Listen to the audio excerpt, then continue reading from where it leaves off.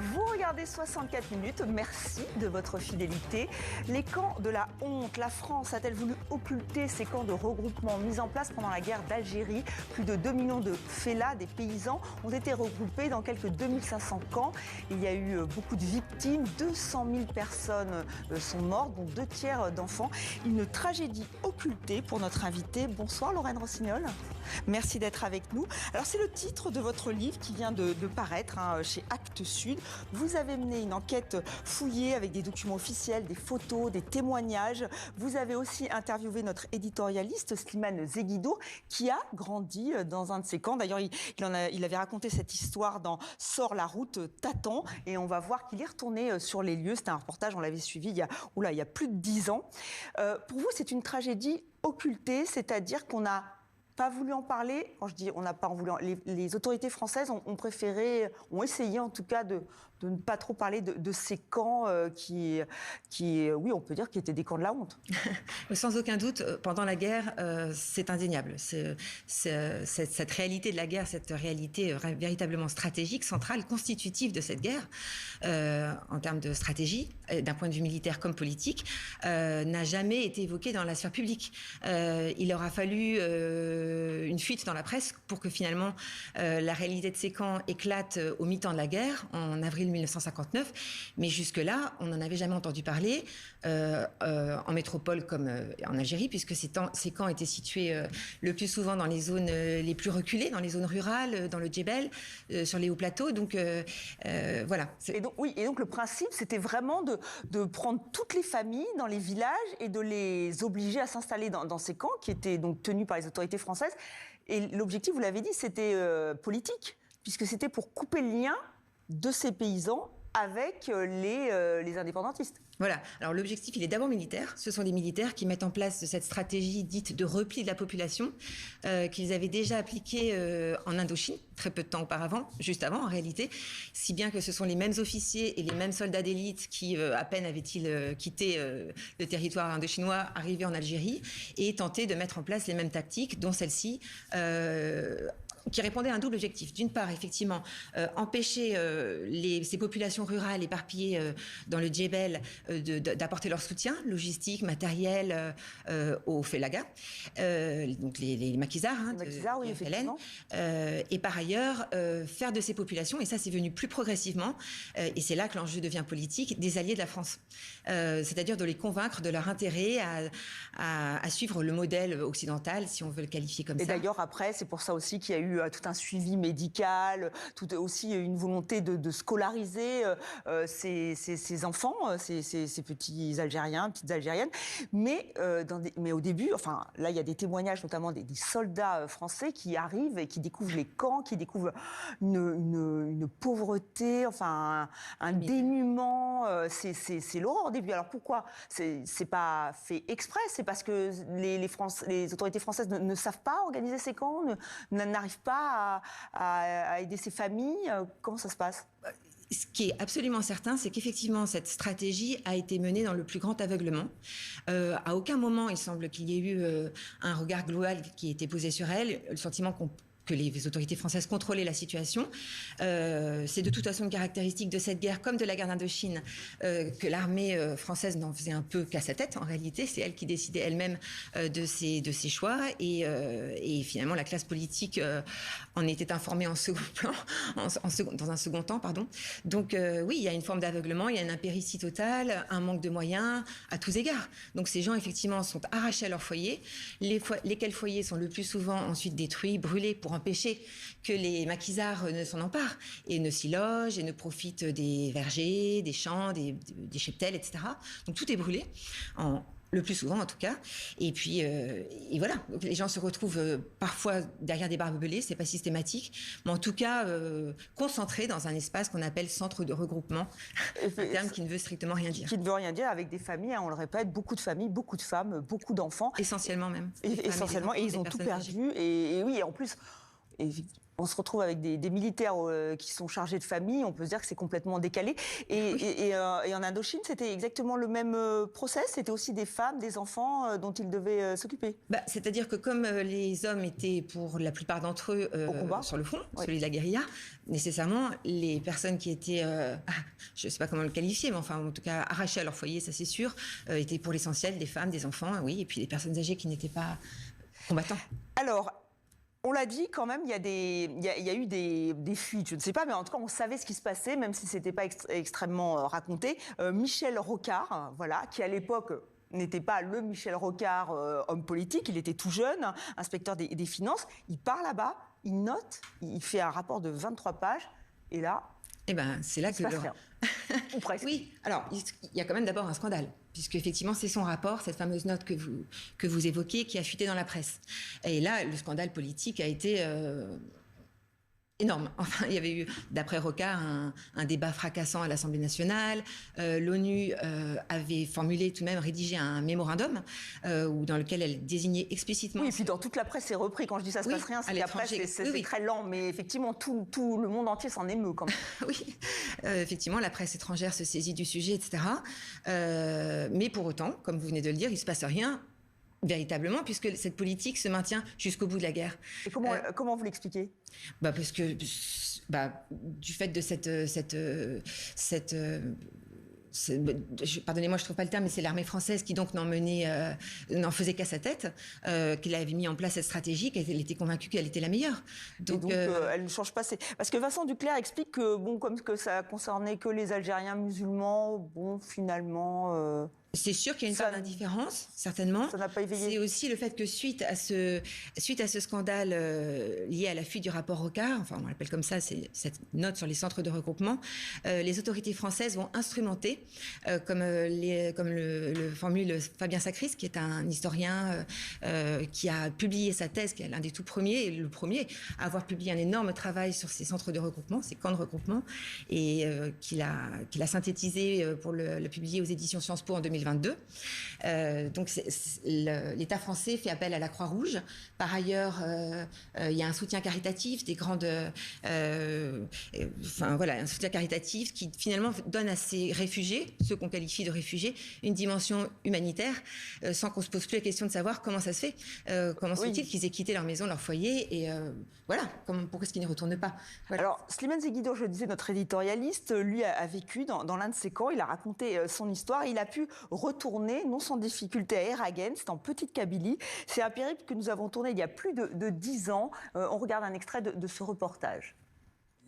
Ça fait 20 ans que Slimane n'a pas revu son hameau natal. Un hameau comme celui-là. 20 ans qu'il n'a pas parlé à sa mémoire. Et puis il y a un porte des bêtes, le petit parapet, la soupente. Et là, c'est le foyer, le feu. Et là en haut, c'est les chèvres et les moutons. Et ça, c'est pour l'isolation. Ça fait de la peine de toucher ça du doigt.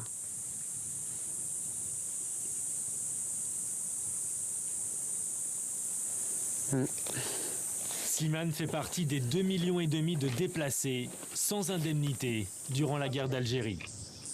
Tous regroupés dans des camps au cœur de la vallée. Ça, c'est le barrage d'Eragen. Et là, sous l'eau, se trouve le camp de regroupement d'Eragen où j'ai passé toute mon enfance dans la guerre. D'une certaine manière, c'est le décor de mon enfance, comme une sorte d'Atlantide, repose sous 230 millions de mètres cubes. C'était inespéré de retrouver ce paysage. On jouait ici. Ici, c'était l'infirmerie et un casernement de l'armée. Notre baraque était par là, là où il y a mon pouce gauche.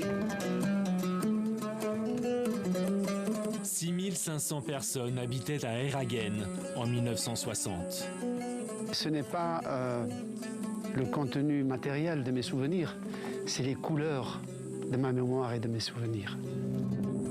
Slimane Zeguidour, comme les 2 millions de déplacés, ne légueront jamais de maison. Juste des photos en héritage. Voilà, et cet héritage, alors c'est un peu peut-être paradoxal, mais on en discutait avec Slimane, qu'on salue, hein, puisqu'il est en Algérie. Il disait que c'était aussi grâce, alors je ne sais pas si le terme est bon, mais c'était dans ces camps qu'il avait déjà été soigné. Avec les fameuses Toubiba, où effectivement il y avait un suivi quand même, semble-t-il, médical, et aussi qu'il avait appris le français, qu'il avait rencontré des Français, qu'il avait appris à écrire, à lire, et que en fait, c'était grâce aussi à ça qu'il était devenu l'homme qu'il est aujourd'hui. Alors c'est un cas particulier, Slimane Zeguidour? Oui, totalement. Oui, c'est vraiment une exception. Il en est, je crois, tout à fait conscient. Mais effectivement, dans ces camps de regroupement, l'armée française a tâché de mettre en place, les autorités françaises ont tâché de mettre en place une scolarisation qui en réalité ressemblait plus à de l'alphabétisation, puisque la plupart de ces petits Algériens, effectivement, ne parlaient pas le français, bien que l'école ait été déclarée obligatoire pour eux en 1944. En 1954, lorsque la guerre éclate, d'après les chiffres avancés par Benjamin Stora, qui lui-même se fie à ceux de Germaine Tillon, un enfant sur 10 était scolarisé, et dans les campagnes, dans les zones rurales, c'était plutôt un enfant sur 50, voire 1 sur 70. C'est pour vous dire à quel point ces petits Algériens ne parlaient pas le français, et certains appelés, puisque souvent c'était des appelés qui prenaient en charge cette instruction dans les camps, seuls 2% d'entre eux parlaient le français. C'est pour vous dire. Oui, donc effectivement, c'est ce que dit très bien Slimane dans son livre. Dans cet espace de huis clos des camps de regroupement, les Algériens et les Français se sont pour la première fois rencontrés. Oui, ils se sont rencontrés. Sidérant pour nombre d'entre eux. Et alors, il y a un instituteur, vous reprenez donc un instituteur remplaçant, hein, monsieur Bourdet, que vous citez dans votre livre. Alors lui, il est très impressionné par la motivation de ces jeunes élèves algériens. Je n'ai jamais eu de problème de discipline. Tous mes élèves étaient attentifs, concentrés. Une gageure eu égard aux conditions d'apprentissage que l'on sait, puis aussi leurs conditions de vie qui étaient quand même très très compliquées. Et pareil, ils continuent, ils ont la bonne volonté, ne sont pas moins doués que les petits Français que j'ai connus, ils sont plus spontanés, même plus naturels, et surtout ils viennent s'instruire alors qu'ils ne mangent pas ou presque pas, quoi. C'est vraiment une condition de vie épouvantable. D'ailleurs, Fabien Sacriste, que je citais tout à l'heure, a tenté de chiffrer le nombre des personnes qui ont perdu la vie dans ces camps. Et on peut pas le faire. En fait, a priori, c'est... il explique qu'il a empirique. Oui, voilà. Enfin, il a quand même une méthodologie scientifique. Il a essayé d'être le plus rigoureux possible en se fiant à des chiffres au recensement. C'est comme ça qu'on peut, par rapport à une population qui était attendue, un certain nombre de gens qui étaient attendus, s'il y a un écart, c'est comme ça qu'on peut mesurer. Vous voyez, c'est le genre d'outil qu'il a pu mobiliser, et de toute façon, ça n'est qu'une estimation. Mais selon lui, effectivement, quelques 200 000 personnes ont trouvé la mort dans ces camps, pour l'essentiel des enfants, beaucoup des nourrissons, des bébés, parce que les conditions de vie étaient catastrophiques, les gens mouraient de faim, l'assistance alimentaire était insuffisante. En hiver, l'hiver... Oui, à tel point que même le terme de génocide a été brandi. Alors là, il n'y avait pas l'intention de tuer ces populations, mais on les laissait dans des états... on ne les aidait pas assez. Oui, alors effectivement, le FLN, pendant la guerre, a parlé dans un langage propagandiste de camps d'extermination et de personnes qui étaient déportées.